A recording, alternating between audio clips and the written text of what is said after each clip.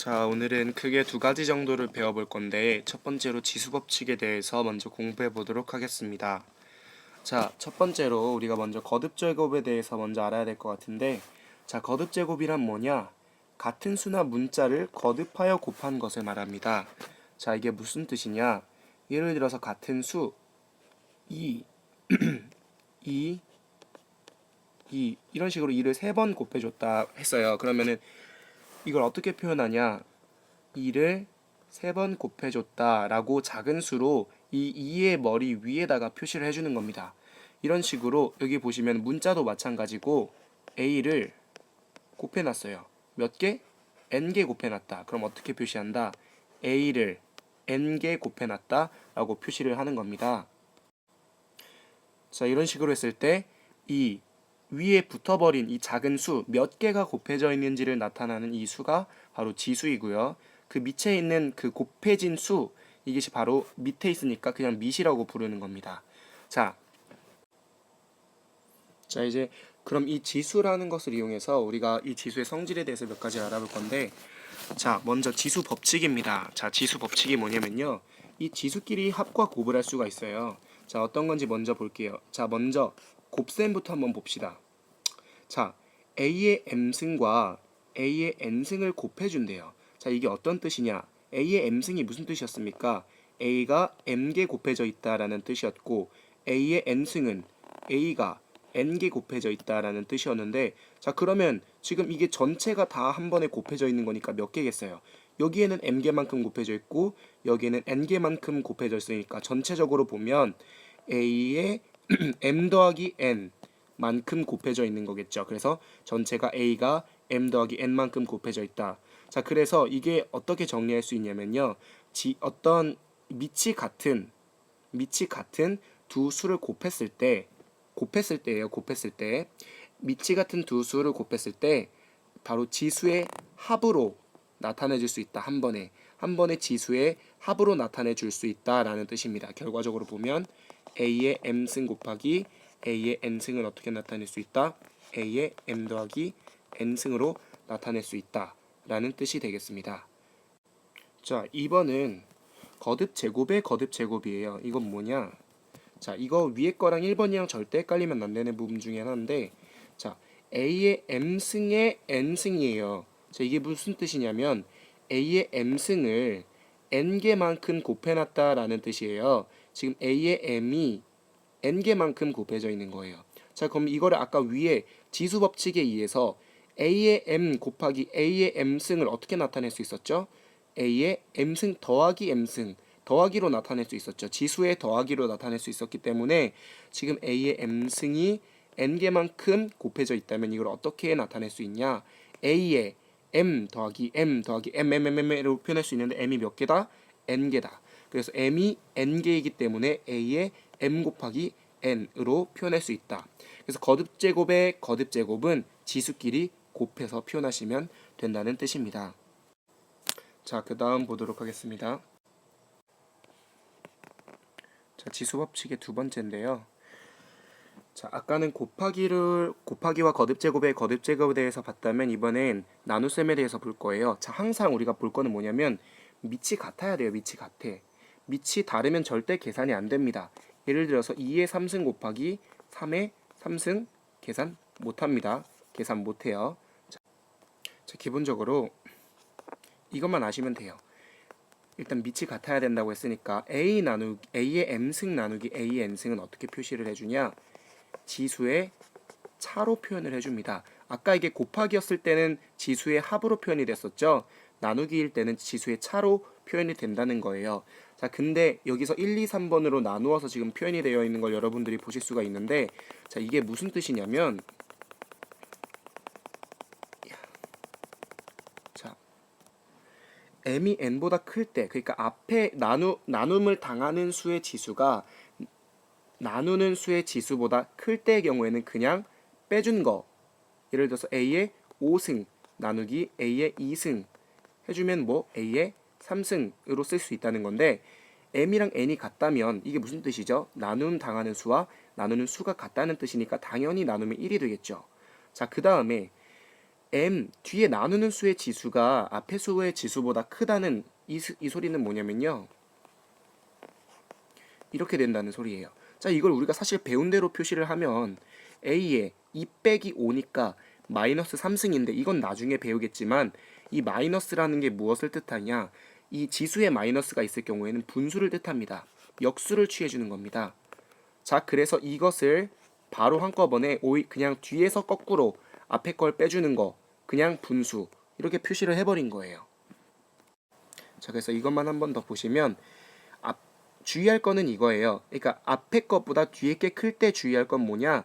그냥 뒤에 거에서 앞에 거 빼주고 뒤에 거에서 앞에 거 빼주고 그냥 그거를 분수, 그러니까 역수로 써버리면 된다라는 것입니다. 자, 계속 보도록 하겠습니다. 자, 마지막 지수 법칙인데요.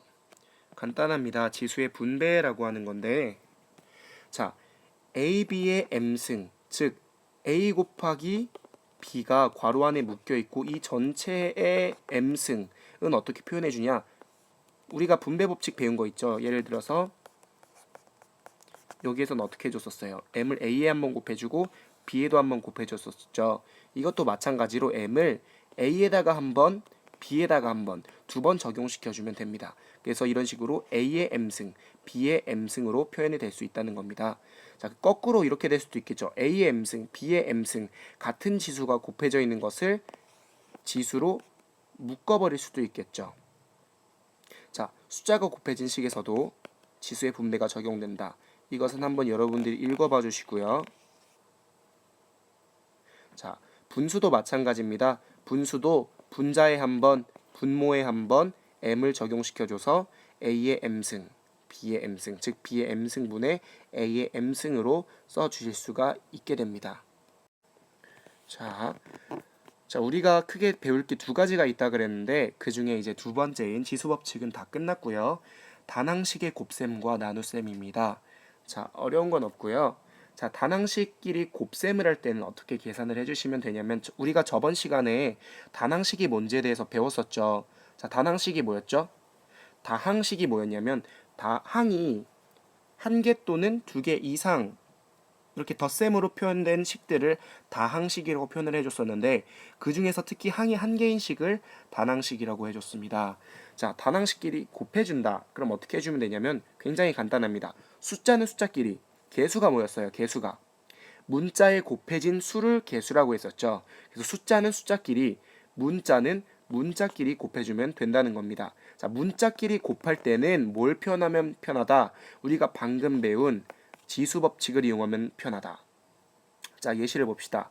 마이너스 2x의 제곱 y 곱하기 3xy의 제곱 계산하면 어떻게 한다? 먼저 숫자끼리 곱한다. 마이너스 2 곱하기 3 한다. 몇? 마이너스 6 나오죠. 그 다음 문자끼리 곱한다. x의 제곱 y랑 뭘 곱한다? x, y의 제곱을 곱한다. 그럼 이게 무슨 뜻이에요?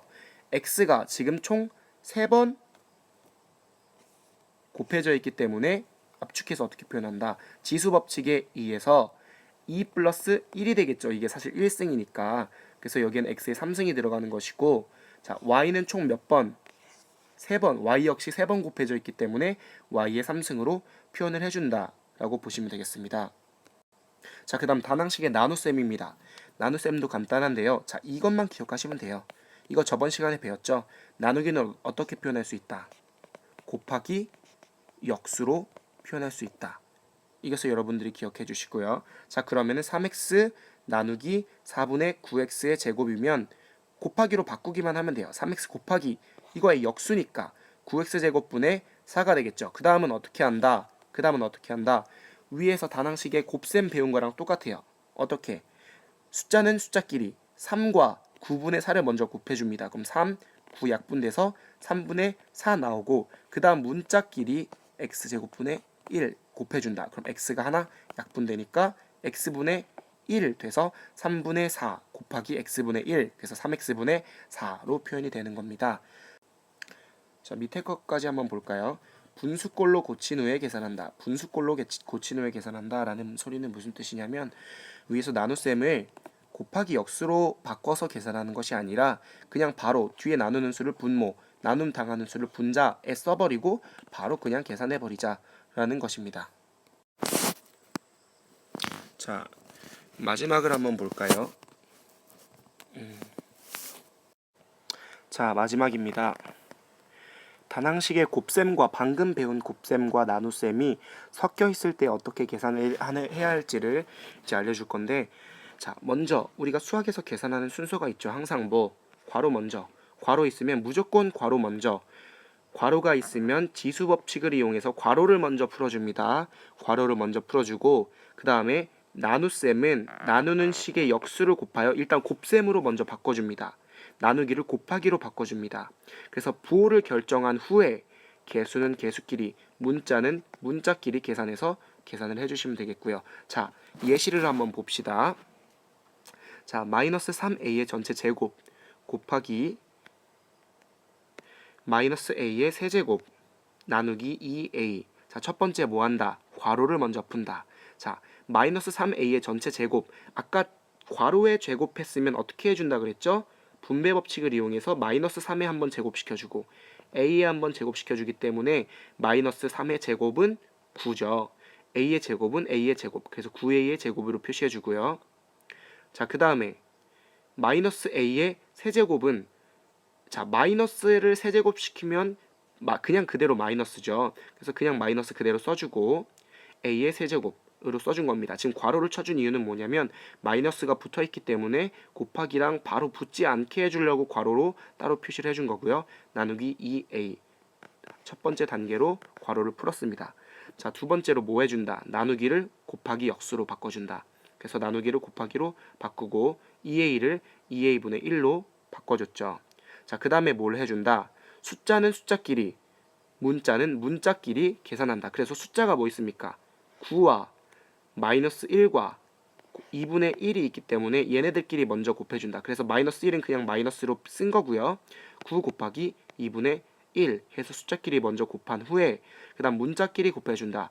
a의 제곱 곱하기 a의 세제곱 곱하기 a분의 1을 계산해주면 자, 지수 법칙을 이용해서 이걸 계산하면 어떻게 되죠? a의 2 더하기 3승 먼저 이걸 계산하면 이렇게 표현되니까 a의 5승인데 거기다 곱하기 a분의 1 했어요. 그럼 a가 하나 없어지는 거겠죠. 그럼 a의 4승으로 표현을 해줄 수 있고 나머지 앞에 계산된 이 개수만 다시 붙여주면 된다는 겁니다. 자, 수고하셨습니다.